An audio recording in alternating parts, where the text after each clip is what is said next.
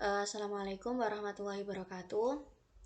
Kami dari kelompok 6 izin mempresentasikan hasil diskusi kelompok kami mengenai kerja lapangan.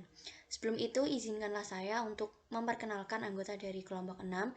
Yang pertama itu ada Mardiana Sartika Dewi, kemudian ada Alda Auliana Dila, kemudian ada Anton Wisnu Nugroho, selanjutnya ada Angelina Yunita Munte, dan saya sendiri, Ana Naimatul Jannah.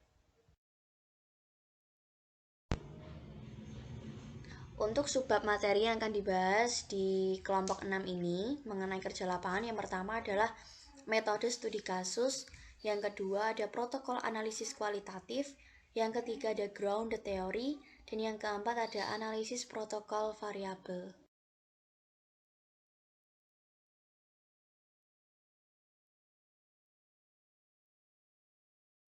Metode studi kasus. Rian 1992 membedakan 5 kategori studi kasus pada akuntansi. Pertama, deskriptif, yaitu menjelaskan dalam hal prosedur yang diadopsi. Kedua, ilustrasi, menjelaskan di mana para peneliti mengeksplorasi implementasi dan hasilnya terkait dengan praktik inovatif. Ketiga, eksperimental, di mana peneliti menyangkut pelaksanaan eksperimental di lapangan. Lalu yang keempat, eksplorasi, yaitu di mana peneliti melakukan penyelidikan awal tentang bagaimana dan mengapa praktik tertentu diadopsi. Lalu yang terakhir, explanatory, di mana peneliti berusaha memberikan penjelasan yang meyakinkan, yang membenarkan pilihan praktik dan memvalidasi pengembangan teori.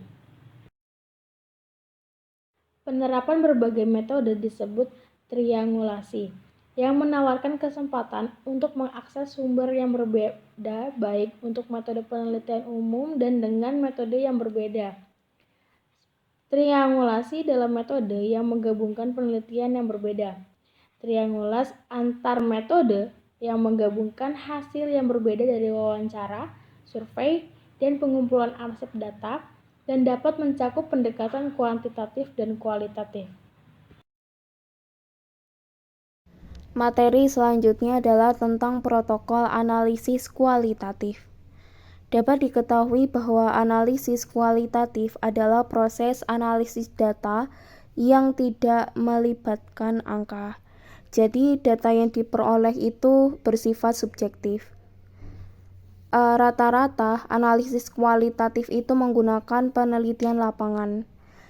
Untuk beberapa sumber dari peneliti terdahulu, salah satunya itu Silverman, mengidentifikasi ada 2 bentuk ekstrim bias penelitian lapangan. Yang pertama adalah keengganan untuk mengumpulkan dan melaporkan data kuantitatif, serta kecenderungan untuk mengubah semua data kualitatif menjadi kuantitatif.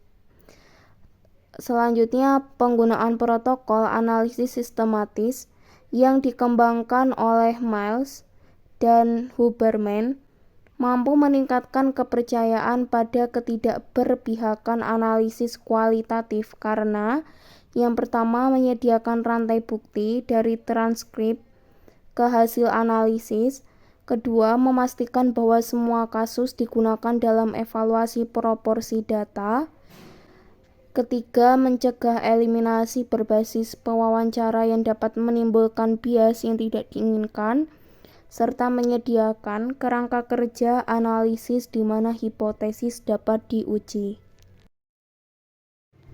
Selanjutnya adalah pembahasan tentang penelitian etnografi, di mana pada dasarnya memang etnografi itu menggunakan analisis kualitatif. Sehingga penelitian etnografi itu merupakan prosedur penelitian kualitatif untuk menggambarkan, menganalisis berbagai kelompok budaya yang bertujuan untuk menafsirkan berbagai pola perilaku, keyakinan, dan bahasa yang berkembang dari waktu ke waktu. Menurut Silverman sendiri, ada 3 pendekatan alternatif untuk penelitian etnografi. Yang pertama adalah antropologi kognitif, di mana yang dimaksud dari pendekatan ini yaitu berfokus pada kompetensi individu dalam berkomunikasi di budaya yang diteliti. Yang kedua adalah interaksionisme simbolik, di mana penelitian ini mengacu pada cara mengubah budaya organisasi di tempat mereka terlibat. Yang terakhir adalah etnometodologi, di mana penelitian ini tuh kurang memperhatikan pendekatan komunikasi serta interaksi, tetapi lebih memperhatikan perilaku, usia yang terlibat, dan interpretasi terhadap hasil. Sejumlah metode alternatif telah dirancang oleh beberapa peneliti terdahulu untuk mencapai keberhasilan dalam prosedur penelitian kualitatif. Oleh karena itu, ada beberapa keunggulan dari label alternatif itu sendiri. Yang pertama adalah definisi fenomena yang diselidiki dengan harapan awal. Yang kedua, penjelasan hipotesis dari fenomena tersebut. 3. Pemeriksaan kasus secara berurutan untuk menentukan sejauh mana kecocokan dengan hipotesis. 4. Di mana variasi diamati, modifikasi definisi fenomena, karakteristik kasus, dan formulasi ulang hipotesis berdasarkan pengamatan. 5. Pemeriksaan sejumlah kecil insiden fenomena untuk mengidentifikasi titik varian, serta spekulasi tentang alasan untuk melakukan pengamatan berdasarkan penyimpangan kasus. Selanjutnya adalah karakteristik umum dari peneliti lapangan ya, atau penelitian kualitatif. Yang pertama adalah norma, nilai, kode etik, asumsi penelitian. 2. Dampak penelitian pada spesifikasi masalah, strategi penelitian, dan metodologi. 3. Konteks politik di mana peneliti beroperasi. 4. Kendala sumber daya yang menghambat peneliti. 5. Kontingensi atau peluang selama penelitian, khusus akses ke pendanaan dan organisasi.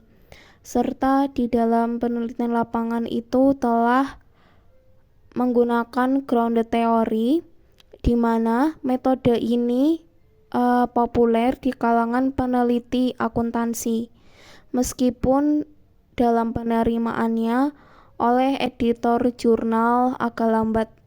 Tetapi semakin pentingnya grounded theory, itu mampu membenarkan perlakuan terpisah dari karakteristik dan keuntungan. Selanjutnya ialah teori membumi. Pendekatan analitik teori grounded murni dirancang untuk mengelola dan mengendalikan potensi bias dalam membangun teori dari data empiris. Menyediakan metode yang terutama non-kuantitatif dan dirancang untuk menemukan makna laten atau tertanam dalam data. Laughlin 1995 menekankan pentingnya penelitian dalam studi grounded theory karena sebagai dasar bagi proses penemuan dan validitas penelitian yang bergantung pada makna bersama peristiwa oleh peneliti dan yang diteliti. Parker dan Rovey tahun 1997 menekankan peran penting dalam penelitian grounded theory sebagai pembeda yang signifikan relatif terhadap studi positif. Mereka juga menunjukkan interaksi penting antara peneliti yang diteliti dan data dalam menghasilkan penelitian berkualitas dengan keunggulan unik.